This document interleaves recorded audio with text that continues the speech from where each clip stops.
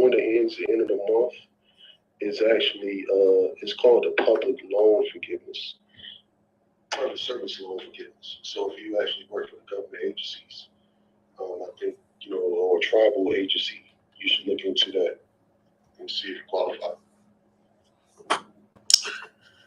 I tell you, we are living in very unique times because this wouldn't have happened. And I'm not trying to be partisan or anything, but definitely wouldn't have happened under Reagan. So it was not going to be any student loan debt forgiveness or anything.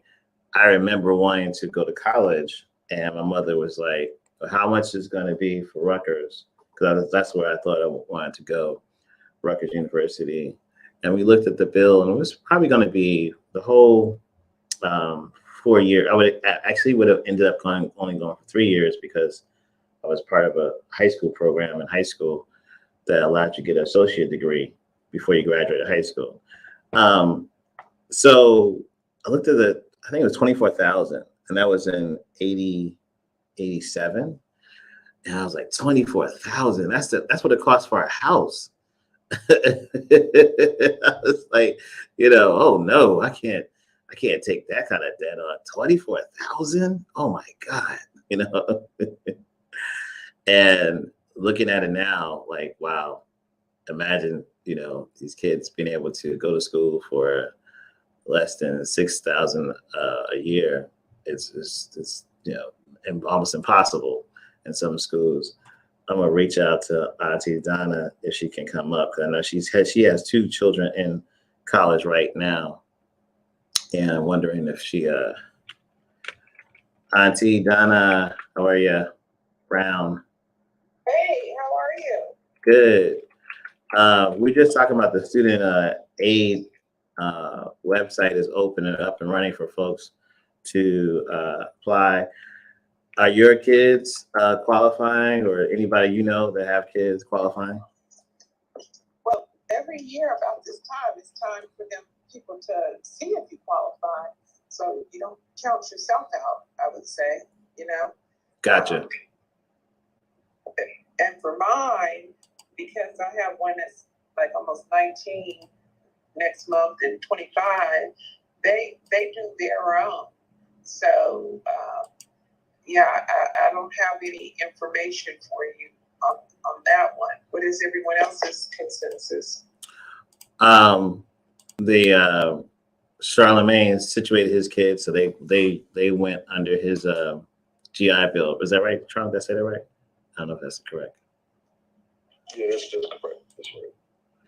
Yeah, so there, and then Cheryl and I don't have children that are, but I was talking about my experience thinking about going to college in 87, and just how unique it is in this time period to be able to look at debt and look at debt relief versus when I was thinking of going to college back in 87. This is a very unique time. So it's definitely a unique time, and what I can share is that I have seen information that says, there's probably going to be some refunds for people who have taken out student loans, and you've probably seen that too, Martin. And it seems like it'll be more if you were qualified for a Pell Grant, which means that your household income was a little lower. You could qualify for more money. Have you seen that out? Yes, yep, I have, and that's something that again, unique. Fortunately, so far, no lawsuit that the Republicans have put together has made its way to any federal court system to stop this program. There were a couple. One was just dismissed 2 weeks ago in Wisconsin for lack of for no standing, and that was the Wisconsin Association of Taxpayers or Citizens, whatever. They were trying to sue to say that this student aid is mainly affecting Black people, So because this was a racially motivated law give back, and they're saying mainly that because the White House did say this could affect Black wealth, and also they were saying it because, as you just said, Pell Grants typically are more disadvantaged communities, and I don't think they didn't bring out statistics or anything like that. But anyway, the judge said they had no standing. That's number one. And number two, the federal government can do what it wants with our tax dollars. So thank God that didn't stop the show, so to speak. Yeah, I'm glad it didn't either. I remember when I was in the 80s and had some debt, and it wasn't, I heard you mention the 24,000. See, mine was significantly less in the 80s because there is one strategy people can think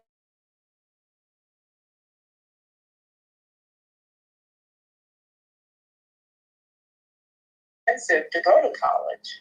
Now, when I say inexpensive, if you were looking at 24,000 back then, I'm sure I was looking at less than 5,000 for the entire year, which was probably more than I had, but I was able to pay that off. And so, in the states like California, Michigan, Florida, I know people have literally moved from a state like maybe in Georgia to one of those states to be able to send their kids at a lower cost. And the schools are onto it. They actually have, or at least they had, some requirements of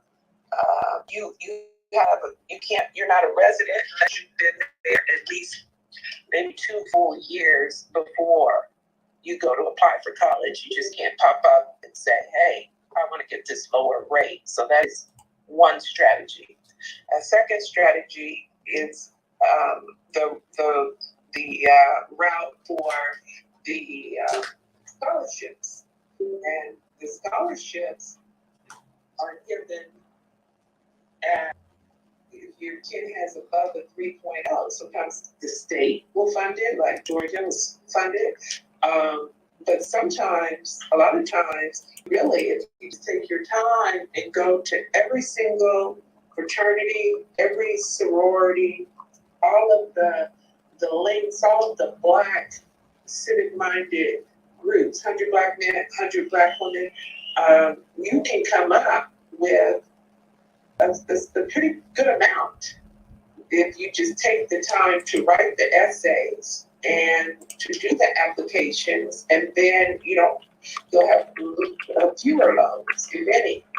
And then the final thing I'll say is for advanced education, in the case of my daughter, we learned that when you go for your PhD, a lot of people go for, you come out of undergraduate school and you want to get your master's, and you go in contemplating that you want to get a master's and a PhD, then you might not have to pay, because the PhD program will a lot of times have a situation where you can subsidize the master's program part if they know you're going to be a PhD. The rub is, what happens if you don't actually follow through? And I don't know all that, because mine did follow through. So those are my 3 tips for this evening. Wow, Auntie, this is excellent. We're gonna definitely clip this and share with family and friends. Thank you so much. Do you feel like you've gotten everything you by being a mom of children, or is it just you being an observant person in general? Yeah, I think it is the case that the squeaky wheel is going to get the grease. And so, especially at your HBCUs, yes, right? Ma'am. Yes, ma'am. And so what I told my kids was this: there's going to be a threshold level of qualification, and you better doggone well, if you want to go to whatever school it is, state, private, or whatever, knock that out the park.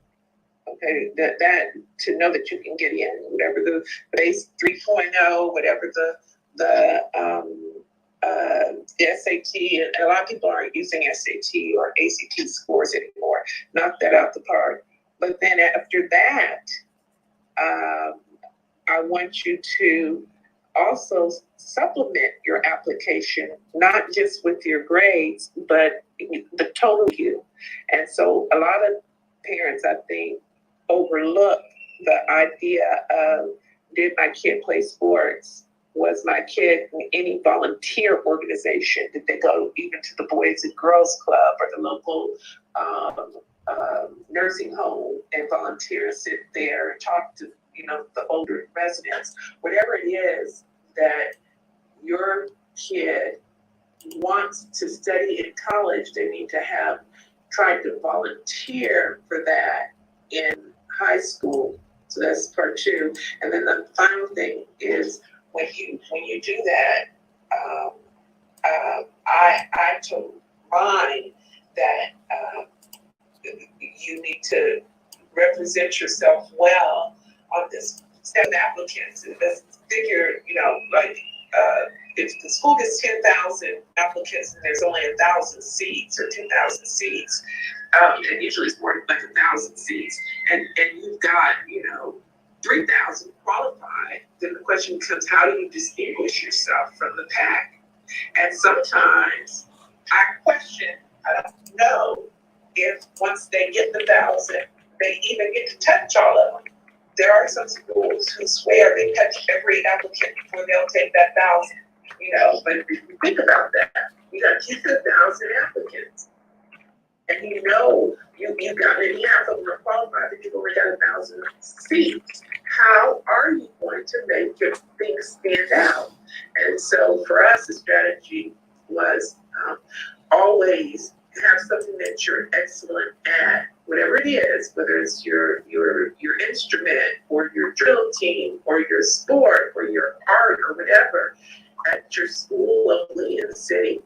Always have something that you have competed with on a regional basis, whether you win or not.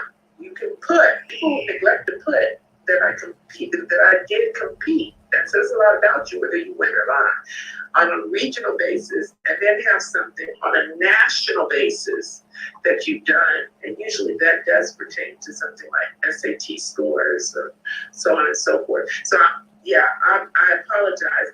You asked me, was that just me or? No. My observation skills. You know me, and offline, and so I guess I kind of do peel back the layers a little bit. And I always start. I'm very strategic. I'm an attorney, but I'm also a business strategist and federal trademark attorney, and so I always start with the end in mind. And I really just literally started with, there's really going to be more people qualified for these seats than they're going to be able to accommodate. And I came up with my very own strategy that I shared with my kids, and that worked for them. Wow. You did excellent. You did exactly what I wanted you to do. And that is giving folks a lot of information. That's why we're here every Monday talking about money, so that we can, as a community, hopefully inform each other of strategies and solutions. And for me, this is news. This may not be what journalism or the foundation's journalism, as we talked about last Friday, would say. But for me, this is news. This is how our community should be sharing information. We have a comment on what you're saying. Sorry. The need to share such information is great and a lot, not peeling back layers. You get with a whole lot of great information, ammunition actually. And I'm thinking of how this can start being told in elementary schools. Wow, pretty powerful. We have a comment from LinkedIn that says most people either do not apply or are aware that their senator has scholarships available. And on that point, I have to do my research into my inbox, but I believe I have a list of scholars. This is pre-COVID. I have a list of scholarships that are available from a senator's office, actually. I have to find that list, and then maybe I'll share it all week to Sister Jones's point. Thank you, Sister Jones, from LinkedIn, who shared that comment with us. And also, that was basically it. I'm going to change topics real quick, and not topics, but change people's focus. On the link that is now displayed, that is the Future Collective link. It's an $18,000 grant for Black businesses from Fiverr. So Fiverr has an $18,000 grant that is for Black-owned businesses that was started because of the murder of George Floyd and Fiverr's commitment to helping Black businesses. It also includes a $6,000 credit for Fiverr jobs. I don't think I've ever spent over in 1 year on Fiverr. I don't know. I think I've only spent maybe, I don't know, $300-400. So $6,000 on Fiverr could last me 10 years. I'd be happy with that. But $18,000 grant is also phenomenal. So definitely, please let family and friends know about the Future Collective. It's an $18,000 grant for Black businesses, and that's located over on Fiverr. We are displaying the link in the room here. If you want to replay, just look up above our heads.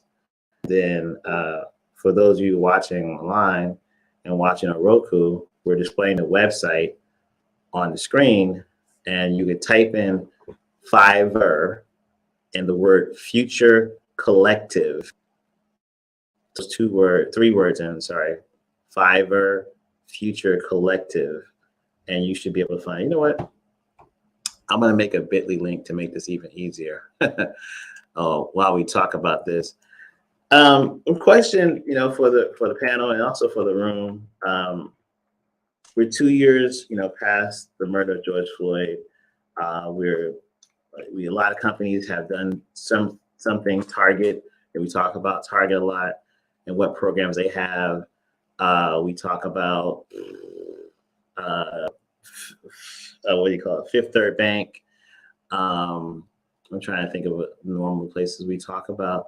But as a whole, just curious, going around the stage and also around the room, do you feel like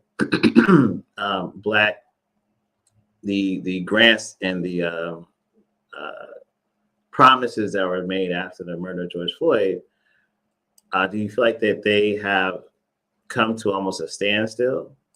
And or if not, then could you give some examples of how we're still continuing in the same pace that we were when we were in 2020, right after the murder of George Floyd? So, Cheryl? Well, I don't know if I'm hallucinating or not, but I believe this, the assistance with these loans is direct connection back to that moment, that uprising of, that sparked by way of King George Floyd's assassination. So as far as it slowing down, I think the commitments were made, and I remember lots being made, and of course, it took time to ignite those commitments, and a lot of people fell off. But I do believe that the awareness is here. Mm-hmm. I think it's here to stay. Mm-hmm. I think there's a lot of things happening because of that moment that was bigger than this world knew. I'll pass the mic. Yes. Thank you. Brother Charlemagne, you're out there in the streets. You're also working with government contracts. Any of your thoughts? Has it slowed down? I think it has. Like you said, like Auntie Cheryl said, the awareness is still there, but I feel personally that it has slowed down and the dollar amounts has decreased, I know a lot of people are going to blame it on the economy, but you know, some of these people are okay, you know, because but I'm not counting any money. But yeah, I just think it's slowed down. Not significantly, but the awareness is still there, so it's still little what they call them brush fires popping up here and there. Right. You know, so it's just like this fiber thing. You know, I'm looking at more local municipalities trying to do more outreach for small businesses, more meet and greets for minority small businesses and things of that nature. So the awareness is there, but as far as actually funds on the table, it's like I said, I feel, to me personally, I feel it's slowing down a little bit. Yeah, I do too. I just made a bit.ly link for those of you listening or watching.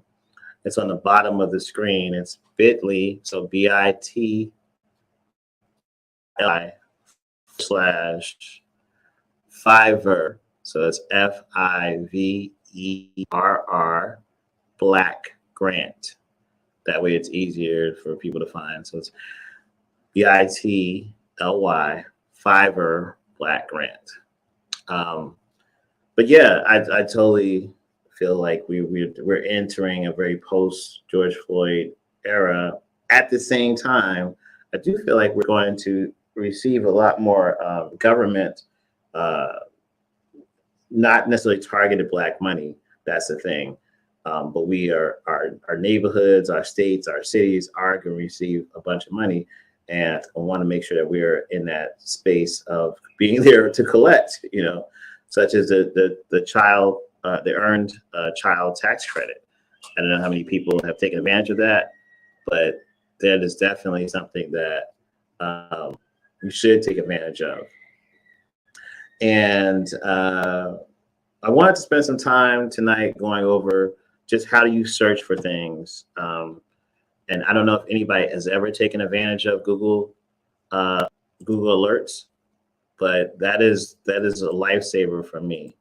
So if you are thinking about a term, so let's take Black money news. So, and this is real simple. You're thinking of a specific, let's say you're a specific industry and you're looking for grants or what have you. What you're able to do with Google Alert is to tell Google for free, go out and find me this terminology and then send it to my email address so I can automatically have that inside my email address. And it's a game changer for me doing the news, but also just keeping information. It's one of the tools I use to keep information. And I really want folks to really learn how to use it and think of it as one of your essential tools, not just searching Google, but let Google do the work for you. You don't have to just, and I'll set that up in the top of the screen. But yeah, so google.com/alerts, and you can set up a alert on a terminology, whether it was, let's say, small business grants, or let's say nonprofit, let's say youth grants, depending on whatever topics you're looking for. And then Google will send you every day, as long as you have their email account, it will send you an alert for that information. So definitely think about Google Alerts as a resource that you should be using to automatically have information delivered to your email address. Sister KC, what's up, Sister Boy? How are you? I'm going to talk real low because the kid is asleep next to me. Please. I wish mine was, girl. Mine been up. There it goes. I don't want her to wake up. You can text. Listen, Casey, you can text. I understand. I have several Google accounts for different reasons. So this is a suggestion. Mm-hmm. Like when you set up your Google alerts, don't have all your alerts floating into one account. Mm. So, for example, I have a general account to pay bills and everything. So if I'm looking for something like pop culture, something fun to read, Yes. that alert will go into that account. But then I have a Gmail account that's specifically that deals with me booking speaking engagements and travel. So I will have Google alerts along that line of thought, to go into that email account. Y'all follow what I'm saying? Yes, we do. It's like curating your searches, but not lumping them together. And when you curate them, it's like it makes sense because it's aligned. When you sign into certain email accounts, your mind automatically shifts to that organization or the purpose of that email. Right. Because if I go into my real personal email where I pay bills and everything, I know I'm going to find some nice pop culture stuff that's going to make me feel good along with having to pay them doggone bills. Yeah, so that's all I just wanted to say. Got it. Thank you so much, Casey. Appreciate you. And I don't want to keep talking to you. I want to ask a bunch of questions. The baby is asleep, and I respect sleeping babies because I don't have one. So it's like, woo. Lord. Wanted to shout out Michelle Hayward in the chat. Michelle is gone, but she left some good information in the chat. And also Sister Givens, thank you for sharing. This is our news for tonight. I really wanted to focus on the grant story, the student debt relief story, and that was it. And also how I searched for news, because I really wanted those three things to be in people's minds. And really, I think it's that serious. Like, we really need to get our family and friends over to studentaid.gov, make sure they know that the site is live, that, this can be a game changer for some folks. So studentaid.gov is live and ready to go. And then Fiverr has an $18,000 grant for Black businesses. And that's over on the bit.ly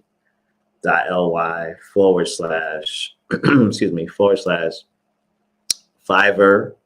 That's the word 5 and RR Black grant. You can go to that link and it'll take you right to Fiverr's page for that grant. One of the things, the goal with our news is to continue to expand and inform our community. And as we do that, we may, be taking on different other resources that allows us to get to a wider audience. So we're in the midst of testing out taking this show and projecting it to Roku with KBCN TV, and then Amazon, and then Apple TV. But also, we want to look at places where our kids are at. One of those places that streams is called Twitch. So we're looking at how we broadcast into Twitch. I want to get as wide an audience as possible to inform folks about. So if you have a place you think we should be broadcasting to, or a format, you should say, hey, Martin, you think that this would be good as a podcast, or we think this would be good as, whatever it is, we're open for it. So I want to thank everybody's suggestions and information. We get stories all the time from our audience. Thank y'all for giving us the stories. Appreciate that. And yeah, we'll be back tomorrow night with Black food, Black farming, and Black tech news. So you guys, please be safe. We know that we are targets in our own neighborhood. Please be safe and keep your head on the swivel. And as always, what we say is stay Black. I'll wait for Auntie Cheryl's. No, okay. She left. Okay. Oh, poor Auntie. Oh, I know. yeah, she just on the service. All right. Yeah. Good night, man. All right, brother. Peace. Y'all have a good night. Good night to everybody watching. Appreciate y'all. Thank you for being here in the audience, taking your time. We will see you soon, like tomorrow soon.